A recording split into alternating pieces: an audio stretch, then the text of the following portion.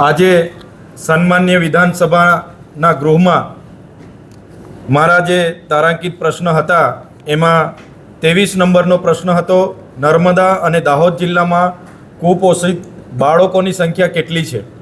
ત્યારે સરકારશ્રીના મંત્રી દ્વારા એ આંકડા સહિત મને જાણકારી આપવામાં આવી છે કે નર્મદા જિલ્લામાં 11,253 અને દાહોદ જિલ્લામાં 19,594 બાળકો કુપોષણથી પીડાય છે। સાથીઓ, એક બાજુ ગુજરાત મોડલની વાત થાય છે, એક બાજુ સમાનતાની વાત થાય છે અને એક બાજુ એક એવો વિસ્તાર છે કે જ્યાં લાખો બાળકો પોતાના કુપોષણથી પીડાય છે।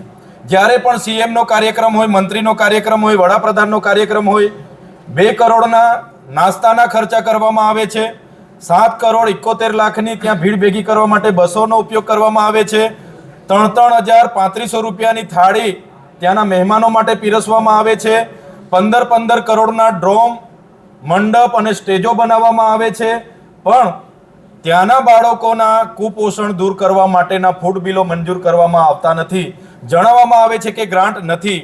આંગણવાડીઓનો પગાર વધારો કરવામાં નથી આવતો, આંગણવાડીઓના ગરમ નાસ્તાના અને ફ્રૂટના બિલો મંજૂર કરવામાં નથી આવતા, જણાવવામાં આવે છે કે ગ્રાન્ટ નથી।